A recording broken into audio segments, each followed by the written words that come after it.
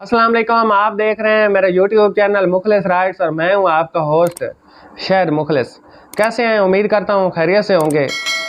Viewers, पिछली दफ़ा हमने वीडियो बनाई थी तो बहुत से लोग कह रहे थे कि इश्यूज़ तो हर कोई जो है वो उजागर करता है, सवाल तो हर कोई करता है, खामी तो नोट करते हैं सब लोग, लेकिन उसका हल कोई नहीं बताता, मसले का हल कोई नहीं बताता। तो मैंने सोचा है कि जितना कुछ मैं जानता हूँ, जितना कुछ मेरा एक्सपीरियंस है, उसके मुताबिक मैं आपको कुछ बातें बताऊं कि जिनसे एजुकेशन सिस्टम जो है वो बेहतर हो सकता है और जो रिज़ल्ट है बच्चों का वो बेहतर हो सकता है।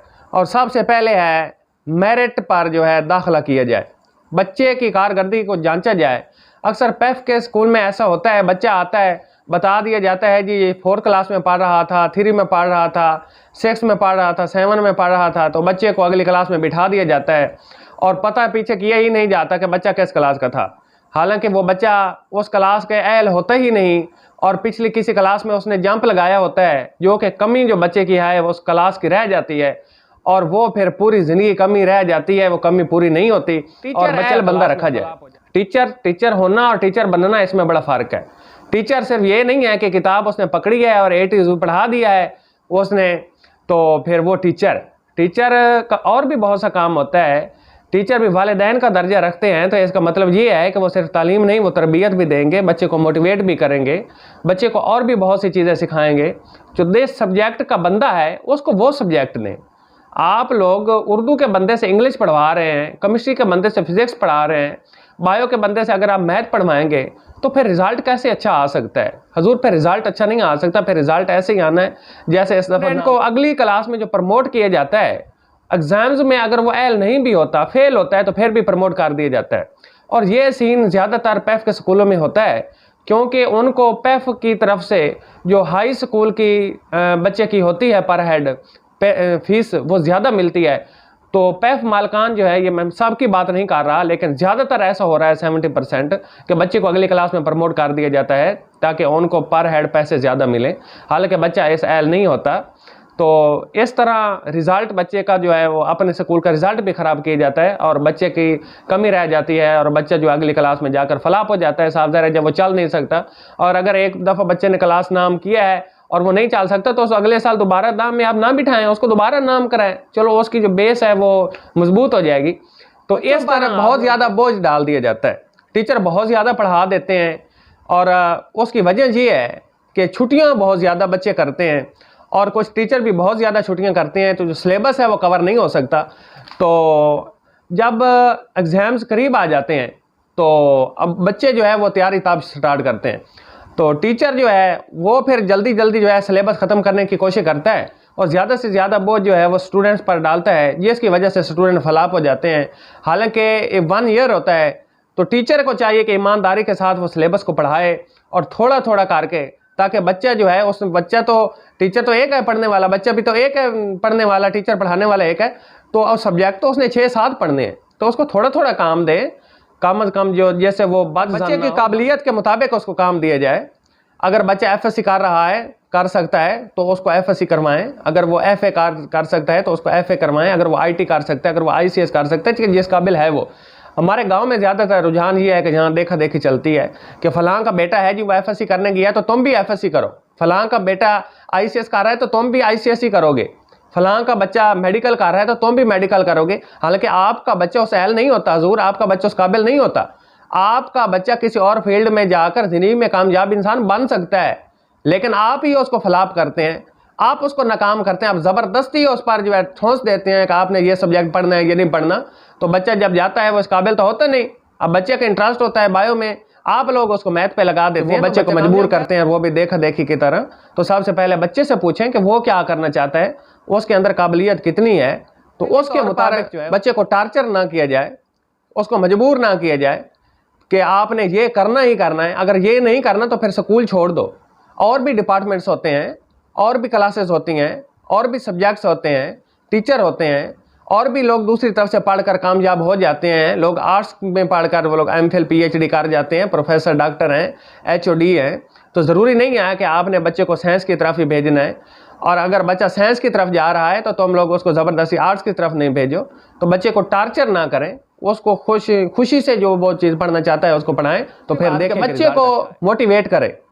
टीचर का काम ये नहीं है कि सिर्फ पढ़ा देना है, बच्चे को मोटिवेट करें, उसको बताएं कि अल्लाह ताला ने आपको पर दिए हैं तो आप उड़ें, आप रेंग क्यों रहे हैं। अगर वो परेशान हो जाता है, कुछ टीचर ऐसे होते हैं जो बच्चे को डरा धमका के रखा होता है, बच्चा बेचारा सवाल करने की भी जिसारत नहीं कर सकता। अगर क्लास में वो बैठा है, टीचर बैठा है, तो बच्चे को ज़रूरत होती है कि वो कोई चीज़ पूछे, लेकिन टीचर का प्रेशर इतना होता है कि बच्चा प्रेशर में आकर पूछ भी नहीं सकता। और अक्सर बच्चे जो स्कूलों में ऐसा होता है, एक दो टीचर ऐसे होते हैं कि जिनके खौफ की वजह से बच्चा सारी रात पढ़ता रहता है, लेकिन खौफ अगर वो टेस्ट ले लेते हैं तो बच्चा कामयाब हो जाता है, लेकिन अगर वो सुन लेते हैं कोई क्वेश्चन तो बच्चा फ्लॉप हो जाता है, बच्चे को नहीं आता, खौफ की वजह से उसको भूल जाता है। तो स्टूडेंट के दरमियान पहले रिलेशन बिल्ड करें, उसकी साइकोलॉजी को समझें कि बच्चा किस तरह का है, किस टाइप का बच्चा है, मेरे इसके साथ ताल्लुक कैसा है, क्या ये ऐसा तो नहीं हो रहा कि मेरे डर और खौफ की वजह से बच्चे का मैं हक तो नहीं मार रहा, मैं उसे सवाल करने का हौसला छीन तो नहीं रहा, बल्कि उसके अंदर सवाल करने का हौसला पैदा करें।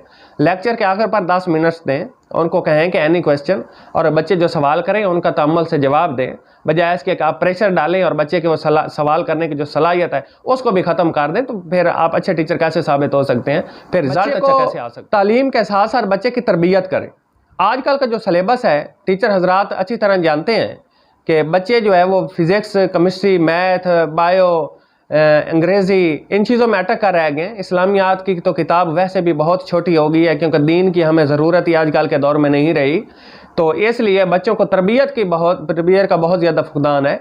बच्चों की तरबियत करें, उनको ये भी बताएं, उनको मकाम बताएं कि पेरेंट्स का ये मकाम है, पड़ोसियों के ये हकूक़ हैं, आपकी माँ का ये हक़ है, आपके ये फ़राइज़ हैं, आपने किस तरह अदा करने हैं, आपने बात कैसे करनी है, आपने माशरे में जब जाना है, बाहर निकलना है, लोगों के साथ आपने किस तरह पेश आना है, आपका रवैया कैसे, अगर कोई आपको गाली दे देता है, अगर आपको कोई थप्पड़ मार देता है, अगर किसी से गलती हो जाती है तो उस बंदे के साथ आपने कैसे निपटना है। बच्चे को ये सारी चीज़ें बताएं, क्योंकि आजकल के सिलेबस में तो ये नहीं है।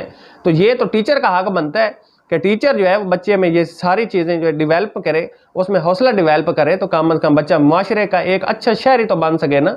वो पढ़कर कुछ भी ना बने, लेकिन माशरे का अच्छा शहरी बने, उसकी वजह से तो कम अज़ कम किसी को बच्चे के पास घर भी होती है। बच्चे को किताब के अलावा तालीम दे। अगर आपने A to Z पढ़ा दिया है तो फिर आप कैसे टीचर हैं। बच्चे के पास घर किताब है, रट्टा तो वो घर बैठ कर भी लगा सकता है, लेकिन आपने बच्चे में एहसास पैदा करना है, बच्चे को मोटिवेशन देनी है। आपकी एक जो थपकी है वो बच्चे को कहीं से कहीं लेकर जा सकती है। तो बच्चे को वो थपकी दें जो उसको उड़ना सिखा दे, जो उसके अंदर एहसास पैदा करे कि यस आई कैन डू, और फिर वो कर गुजरे, वो उसको कर जाए, उसके अंदर हौसला डेवलप करे। बाज़ औक़ात गाँव है तो ज़्यादातर लोग पैसे नहीं होते बच्चों के पास, पढ़ाई में बहुत मसाइल होते हैं, घरेलू मसाइल होते हैं, वालिदैन के लड़ाई झगड़े होते हैं, बच्चा वालिदैन अफोर्ड नहीं कर सकते, बच्चा पढ़ना चाहता है। तो इन हालात में बच्चा ज़हनी तौर पर जो है वो बहुत डिप्रेस होता है कि वो बच्चे की सलाहियत नहीं होती उन इश्यूज़ को सॉल्व करने की।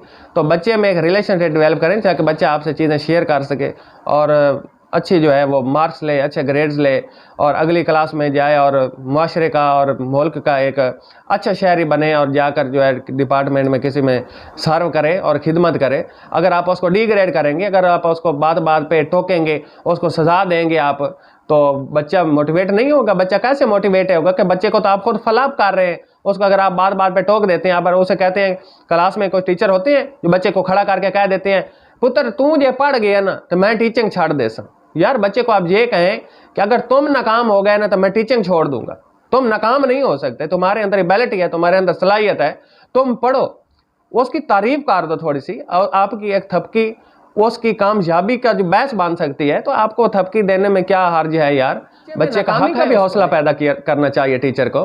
बच्चे को यह भी बताएं कि आप इतने सब्जेक्ट पढ़ रहे हैं, कोई सब्जेक्ट आपका फेल भी हो सकता है। ज़िंदगी में हर कहीं कामयाबी मुमकिन नहीं है, कहीं कहीं फेलियर भी होगी, कहीं कहीं नाकामी का भी सामना करना पड़ेगा, कहीं परेशानी भी होगी, कहीं लोग आपको ताना भी मार देंगे, कोई आपका टेस्ट भी फेल हो जाएगा, कोई आपका पेपर भी फेल हो जाएगा, किसी एंट्री टेस्ट में भी आप फेल हो जाओगे, किसी इंटरव्यू में किसी जॉब से भी आप रिजेक्ट किए जाओगे। तो उसका मतलब ये नहीं है कि आप कामयाब हो ही नहीं सकते, बल्कि उसको बताएं कि फेलियर तो जो सक्सेस की पहली सीढ़ी होती है।